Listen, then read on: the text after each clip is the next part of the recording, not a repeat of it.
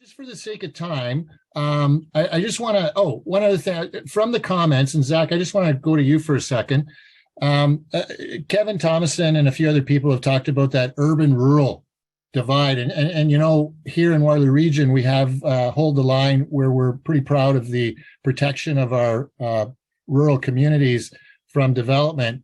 And, I think there'd be some concern amongst those in the rural municipalities that amalgamation, they might lose their voice or lose that ability to protect through an amalgamated entity. And I'm just wondering, from the Hamilton experience, or any thoughts you had with respect to that issue? Well, we in Hamilton had a pretty firm urban growth boundary that we weren't building past, and the province overruled it anyway. So I say that when the edict comes from the province, it may not matter. But the one thing I would mention there is that well, the majority of our geography is rural. There's not as many people out there, right? So as a result, in the last ward boundary review, one of those rural wards was lost simply because there wasn't the population to actually justify it.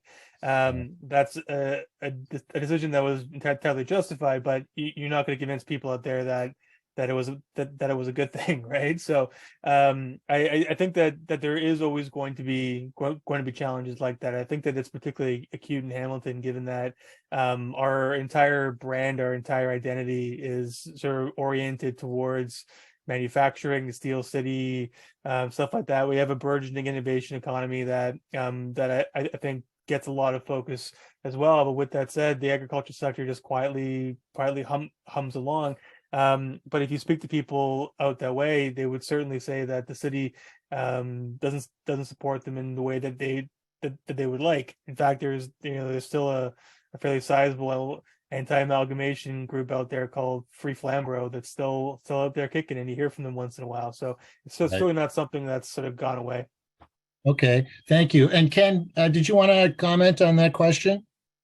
Yeah, I think one of the things that's lost in some of this discussion is that the strongest proponents for the urban boundary were the urban people on council, and they were the warriors in all of this. I mean, not that the rural politicians didn't support it, but the strength of the growth management strategy actually came from urban councillors who wanted the new urban forms. They want to protect the rural land. So I don't think there's any fear. I don't sense any fear in the rural community that they're going to lose it, because their biggest supporters are the city councillors, or the city members of regional council. Okay, thank you, Ken. I just wondered, did anyone amongst the people watching have a question that they wanted to pose to the speakers? We're going to have an opportunity for the press to ask some questions at the end, and we're going to wrap up soon.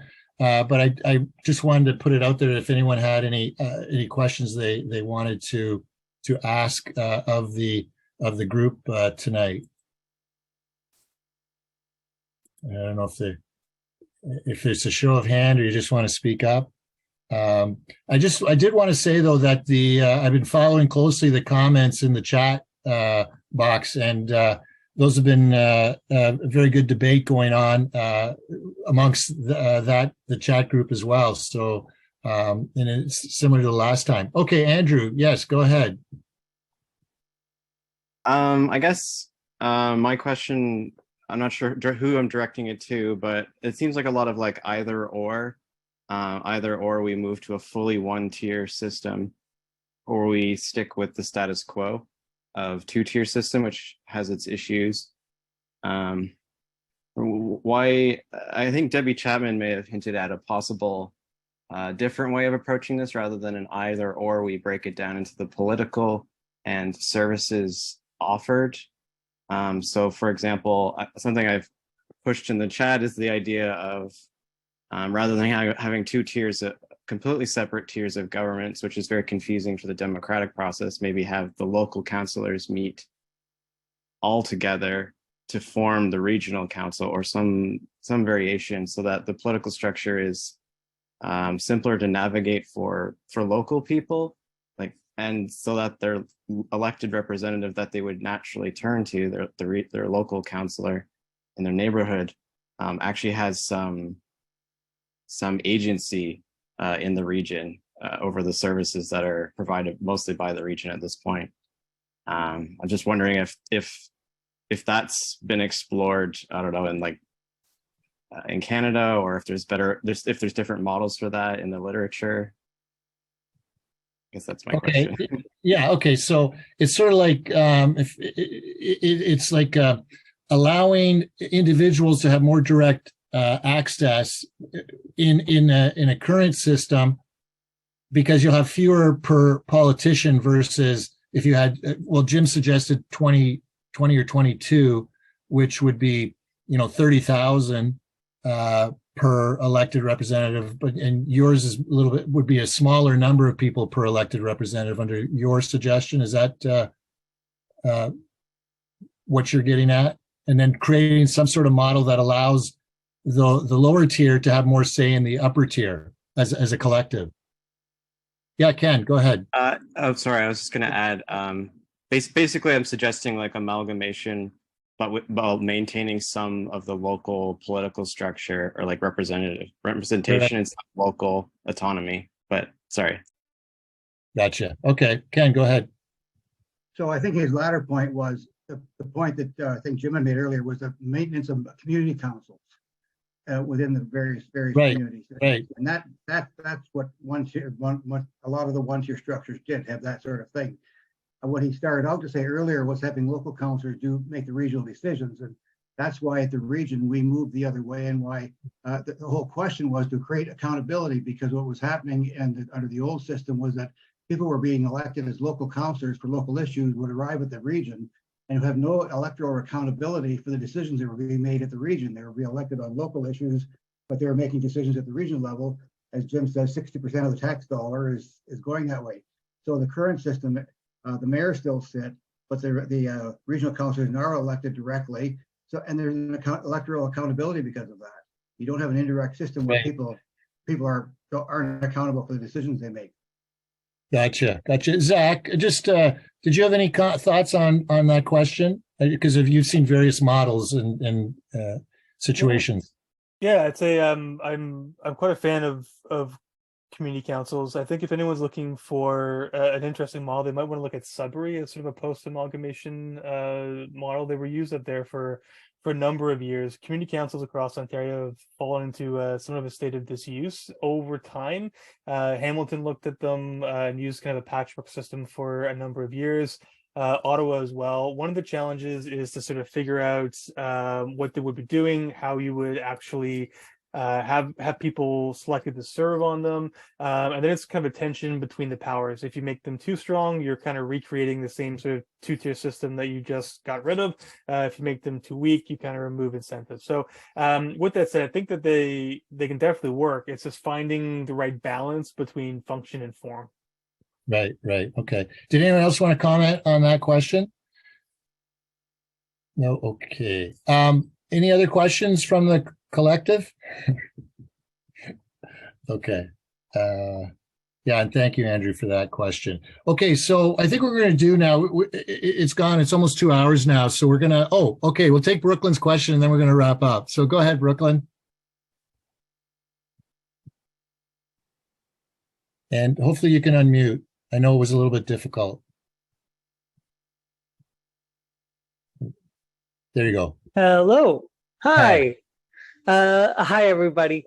I just wanted to ask those who are in favor of amalgamation what their opinions are, like the different pieces of evidence that have been brought forward. It seems to me that those who are in favor of amalgamation are going mostly off of the anecdote or just like the idea of how many politicians we have. Whereas those who maybe not even explicitly anti-amalgamation, but just a little bit more critical of it, seem to be talking quite a bit about all of these studies that have shown demonstrable like negatives, or at least just like no significant financial impact, a very significant loss of democracy, of like local representation and interest in voting. I just want to know like what the opinion is on those studies, and do you have studies of your own that are actually real? Sure. Thank you for that question, Brooklyn. I just want to point out, Zach did point out some pros and cons that would have come from research, so that there is not just anecdotal evidence on one side or the other. I know Jim didn't present like any particular studies or what have you, but he'll respond to you. But I just wanted to point out that Zach did provide some of that, especially this concept. I do appreciate Zach's things. I was mostly looking at Jim and Doug. Yeah, I understand. Well, Doug is not pro amalgamation, clearly. But Jim, go ahead. Jim's pro amalgamation. My mistake. Ken and Jim, I mean. Okay, go ahead, Jim. So I think I would base my my response, Brooklyn, on my experience as a counselor. I would say 50% of the phone calls I get from people wanting advice, they're calling me when they should be calling the lower tier counselor. And so it would be creating a system where people know who is they are accountable, who plows their snows, who does those kinds of things. It would be creating efficiencies and creating a clearer line of communication from the public. But the most important thing, I think, in this global environment that we are in is being able to speak with one voice. We can't be competing amongst individual municipalities for bringing economic development, investment income. We have to be able to speak with one voice to the global community to create employment opportunities for people that want to come and live to work here. And with the anticipated growth that the region is going to experience, whether we're advocating for two-way all-day growth transit, for a new hospital facility, whatever it is, we need to be able to speak with one voice. And I think to do that, we need a single-tier municipality. Okay. Thank you, Jim. Thank you. Thank you, Brooklyn, for the question. Okay, so I'm going to ask, just again, I want to thank everyone who participated. I want to thank our speakers. I'm going to ask our speakers just to hold on. There may be some press questions after. I know Josh Oliveira is here to ask a few questions. Young Josh was going to wait until during the media part instead of doing it now to allow some others to ask questions. So I thank him for that. So thanks everyone for participating. We'll be working on a new town hall in a couple of months. I think you'll find it to be a very interesting topic, but I'm not going to announce what that is quite yet, just because we still have to develop a few more things. But thank you to our speakers this evening for taking the time and taking the time to share their knowledge and information with all of us. And thank you all for participating by listening in and sharing in the chat line as well. Okay, good night.